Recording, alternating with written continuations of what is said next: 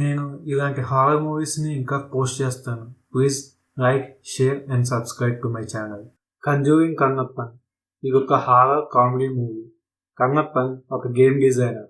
అతని తల్లి లక్ష్మి ఒక యూట్యూబ్ ఛానల్ను రన్ చేస్తూ ఉంటుంది. ఒకరోజు కన్నప్పన్ ఇంటర్వ్యూ కోసం రెడీ అవ్వాలి అనుకుంటారు. కానీ ఇంట్లో నీళ్లు ఉండవు.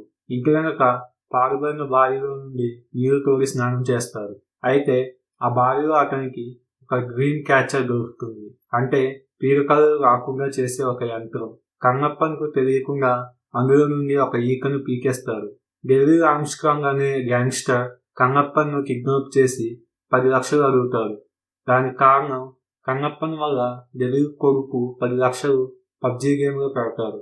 డెవిల్ కన్నప్పన్కు ఒక వారం రోజులు టైం ఇచ్చి ఆ డబ్బును మొత్తాన్ని కట్టమని చెప్తారు. ఆ రోజు రాత్రి కన్నప్పన్ ఇంటికి వచ్చి నిద్రపోతాడు. నిద్రలో అతను ఒక పెద్ద బ్రిటిష్ బిల్డింగ్ కు వెళ్తారు. అక్కడ ఒక దెయ్యం అతన్ని కొడుతుంది. కన్నప్పన్ ఎగ్జార్సిస్ట్ ఎంజుమలైకు ఫోన్ చేసి విషయం చెప్తాడు. ఎంజుమలై కన్నప్పన్ చనిపోయే ఛాన్స్ కూడా ఉండే అని చెప్పడంతో కన్నప్పన్కి కోపం వస్తుంది.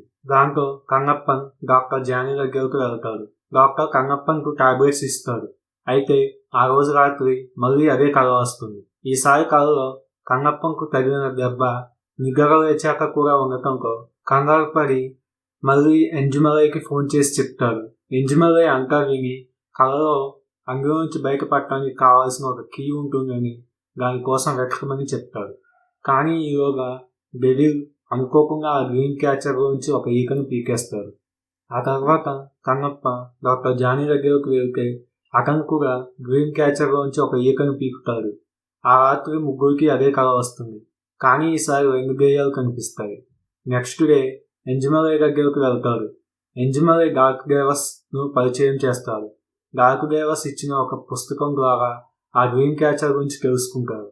అయితే కన్నప్పని ఇంటికి వెళ్ళేసరికి తన ఫ్యామిలీ మెంబర్స్ అంతా కూడా గ్రీన్ క్యాచర్లో నుంచి ఈకలు పీకుతారు.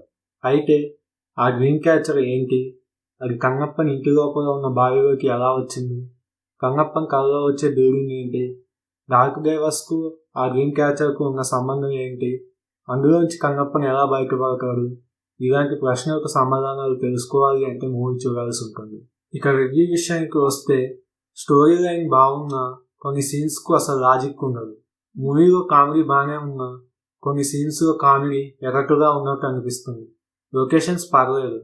మూవీలో ఉన్న ట్విస్టులు బాగానే ఉన్నా కానీ వాటిని రివ్యూ చేయడంలో ఎగ్జైట్మెంట్ మిస్ అవుతుంది. తక్కువ బడ్జెట్ కాబట్టి విఎఫ్ఎక్స్ పర్లేదు. హారర్ ఎలిమెంట్స్ కూడా బాగానే ఉంటాయి. ముఖ్యంగా కన్నప్పన్ తన ఫ్యామిలీ నిద్రపోకుండా చేసే ప్రయత్నాలు కాస్త బాగుంటాయి. ఓవరాల్గా మూవీని టైంపాస్ కోసం చూడొచ్చు. దీనికి IMDb రేటింగ్ 6.2 ఉంది. దీనిని మీరు నెట్ఫ్లిక్స్లో చూడొచ్చు.